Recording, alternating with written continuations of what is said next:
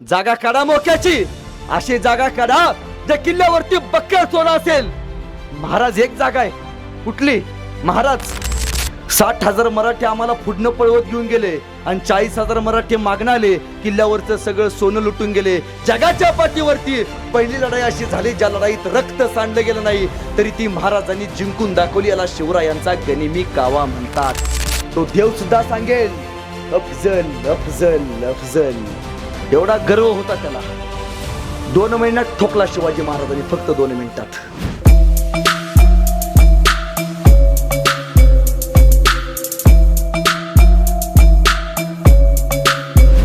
शिवाजी महाराजांनी सगळ्यात मोठी तुम्हाला आम्हाला गोष्ट शिकवली ती म्हणजे गनिमी कावा. काय शिकवलं महाराजांनी? बोलायचं, मुक्यागत बसायचं ना. काय शिकवलं? गनिमी कावा. गनिमी कावा म्हणजे काय?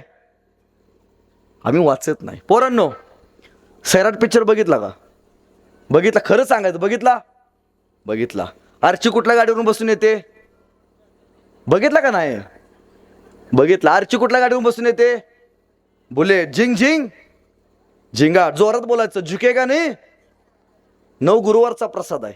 करताय का अजून गुरुवार? मला सांगा, मासाहेब जिजाऊंच्या आईचं नाव काय? नाही माहित आमच्या पोरांना.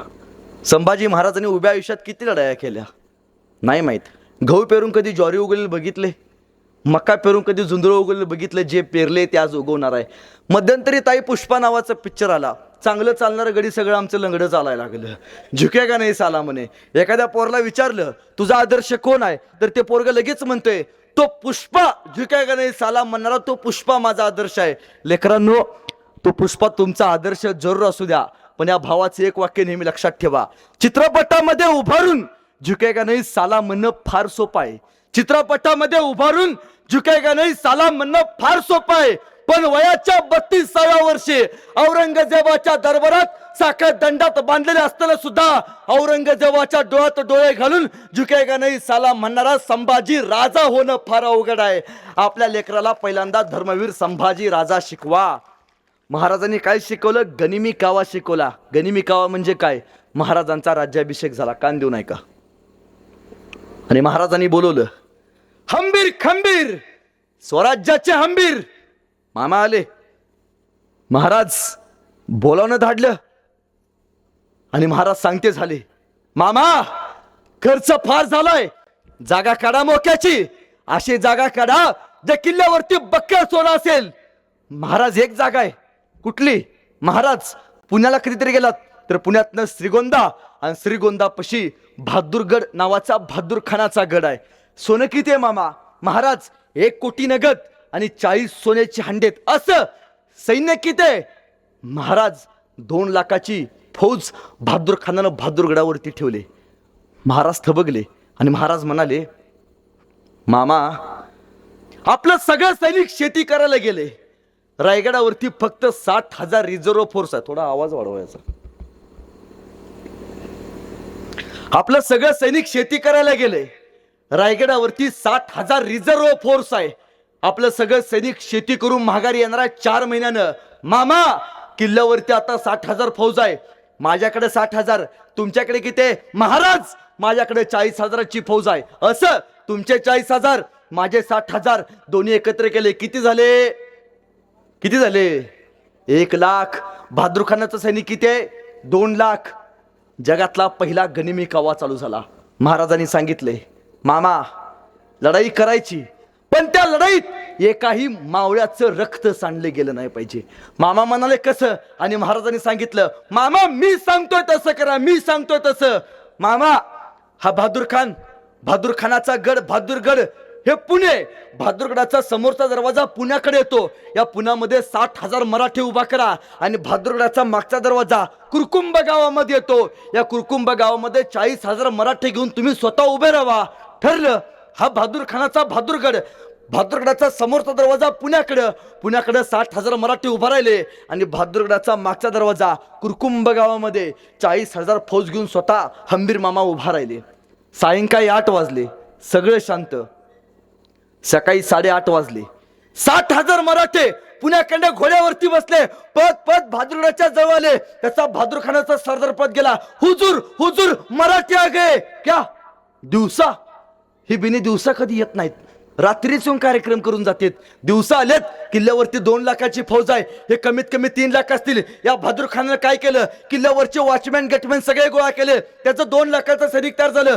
60,000 मराठे पुण्याखंड पळत पळत बहादुरगडाच्या जवळ आले. दोन्ही सैनिक जवळ आलं. आता युद्ध होणार, आता मारामारी होणार. कोणीतरी म्हणालं छत्रपती शिवाजी महाराज की, आता वार होणार. तोपर्यंत मराठ्यांनी रिव्हर्स गिअर टाकला, भागो. 60,000 मराठे माघारी पळत सुटले. मराठे पुढं, बहादूर खान मागं, मराठे पुढं, बहादूर खान मागं. मराठे काय म्हणला भेली वाटतं, अरे 60,000 आहे ती.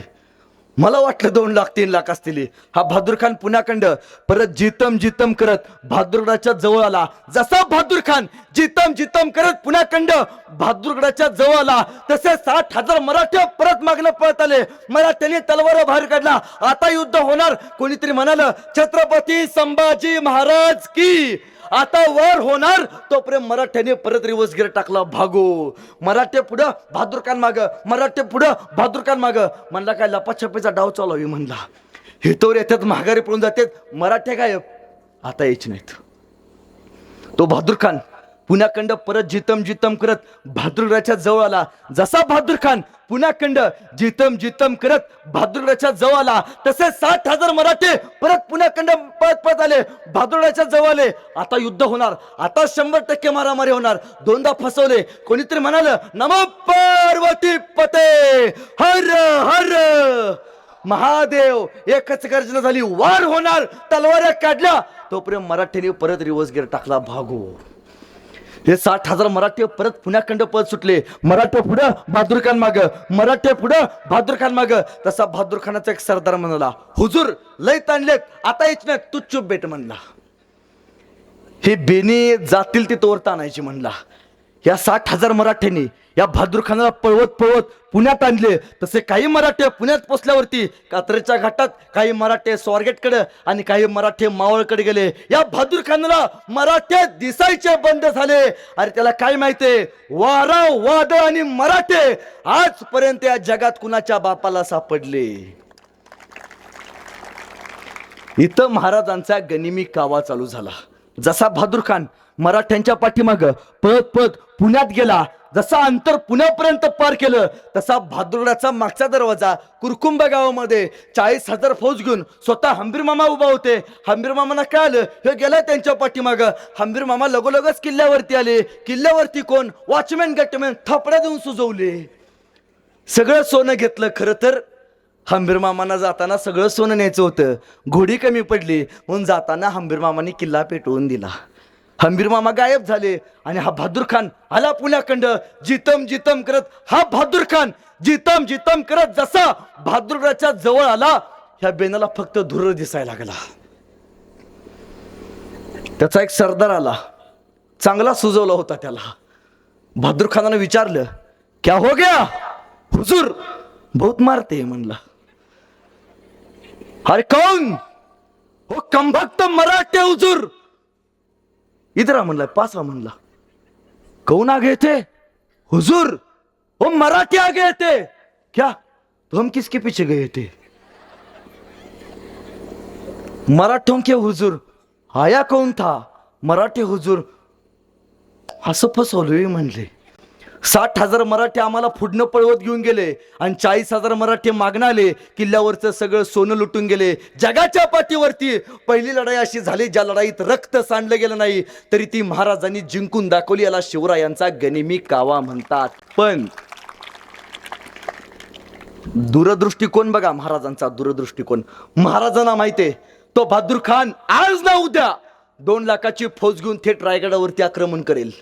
रायगड धोक्यात जाईल. रायगडावरती 60,000 फौज आहे. आपलं सगळं सैनिक 4 ते 5 लाखाची फौज शेती करायला गेले. शेती करून आपलं सैनिक 4 महिन्यानं माघारी येणार आहे. किती महिन्यानं, 4 महिन्यानं. बहादूर खानाला किती दिवस थांबावं लागणार आहे, 4 महिने.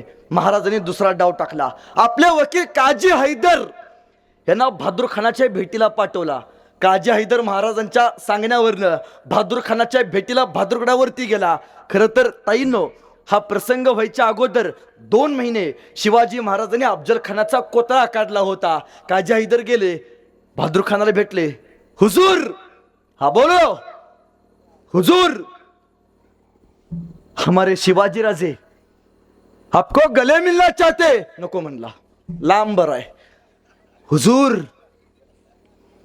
आमच्या माणसांनी तुमचं सोनं लुटलं, 1 कोटी नगद आणि 40 हंडी दिवसा चोरी जाणं म्हणजे शक्य नाही. परत परत सांगू नका म्हणजे टेन्शन येतं या. हुजूर आमचे महाराज म्हणतात तुमच्या ताकदीचा आम्हाला अंदाज आला नाही. तो फार प्रचंड बहादूरखाना आहे. आमचे महाराज म्हणतात ज्याचं सोनं आणलंय त्याला माघारी नेऊन द्या, डोक्याला टेन्शन नको. आमचे महाराज म्हणतात इट इज अन ऍक्सिडेंट, चुकून घडले हुजूर. ते काय तुमचा महाराज तुमचा राजा सोनं देतो म्हणलाय, 1 कोटी नगद सोबत 40 हंडी. होय, आणि महाराज असंही म्हणलेत की त्यांच्या सोबत महाराजांचा मुलगा संभाजी तुमच्याकडे ओलीस म्हणून ठेवत. असं कधी देणार आहेत? अहो सगळं देणार आहेत, सगळं देणार. कधी सांग, फक्त एक छोटीशी आट बोल आट पूर्ण केली काय पाहिजे. आमचे महाराज म्हणतात या सगळ्या गोष्टीला फक्त आम्हाला आग्र्यातनं औरंगजेब बादशाचे सही शिक्के आणि कागद पाहिजेत. दिले. खरतरी चाल शिवाजी महाराजांची होती. महाराजांना माहिती आहे बहादूरखानाचा वकील घोड्यावरती बसणार, सही शिक्के आणायला आग्र्याला जाणार. एसटी नव्हती, हाफ तिकीट नव्हतं, घोड्यावरनं बसून जायला लागायचं. जायला 2 महिने, यायला 2 महिने. किती महिने लागणार? महाराजांना किती महिने सैनिक थांबवायचा आहे? काजी हैदर म्हणले मासा गळाला लागला.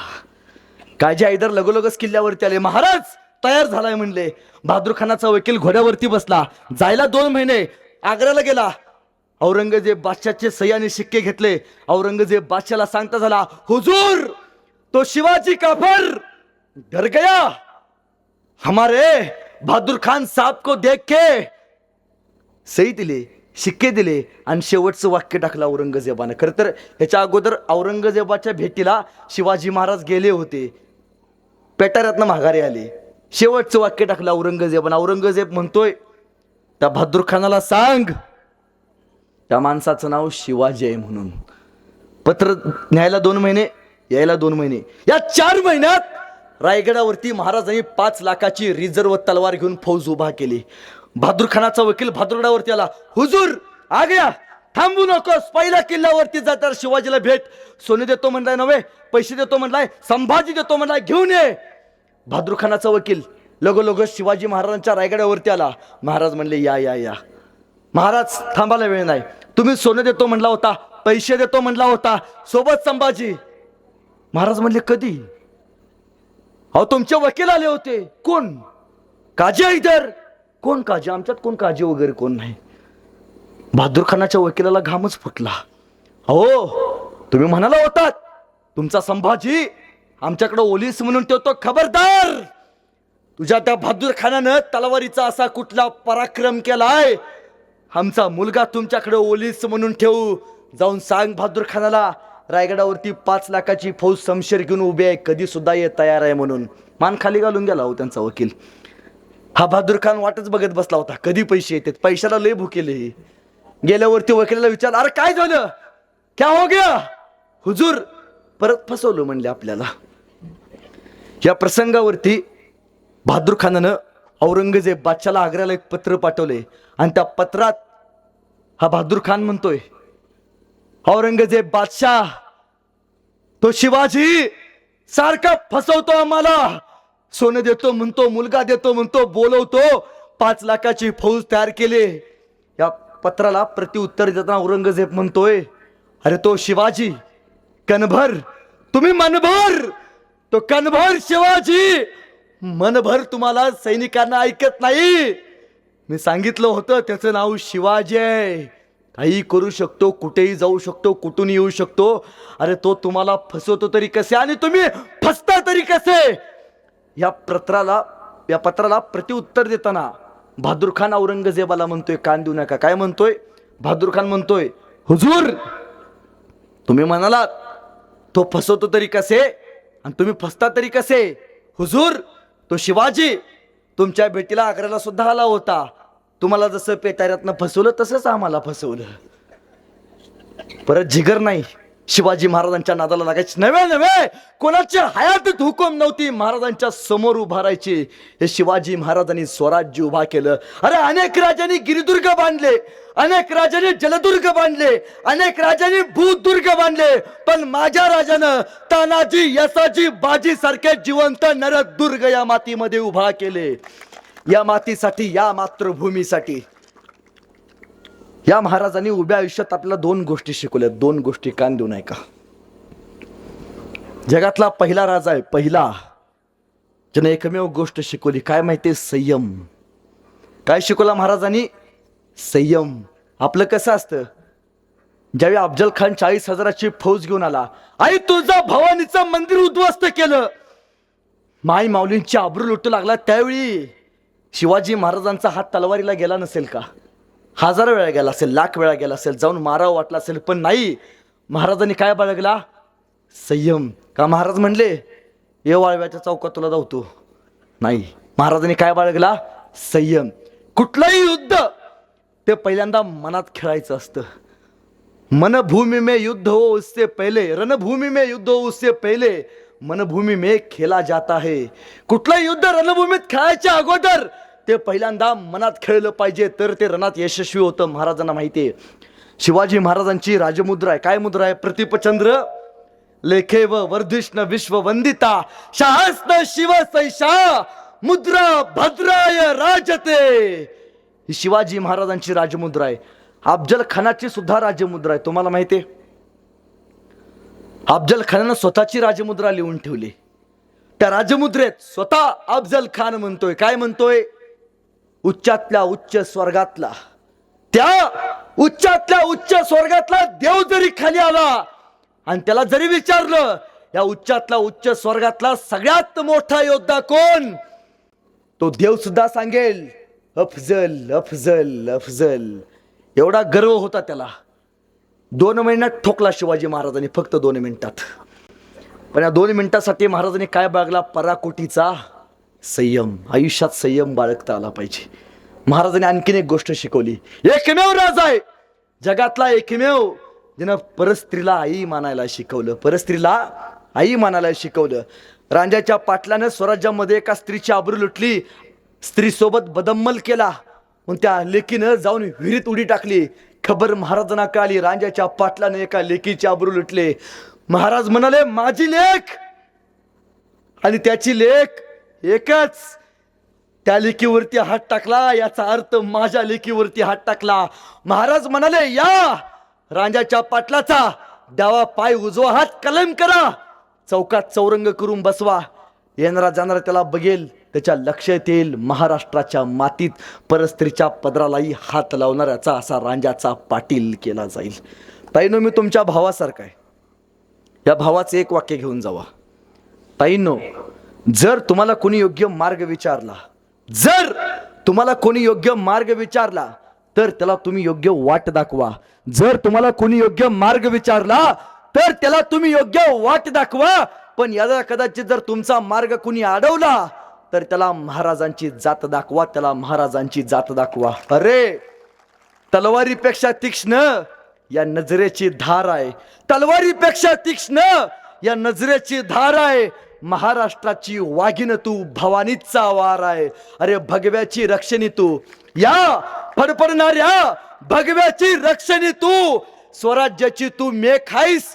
दुबळी समजू नको स्वतःला, तू मासाहेब जिजाऊंची लेख आहेस. दुबळी समजू नको स्वतःला, तू जिजाऊंची लेख आहेस.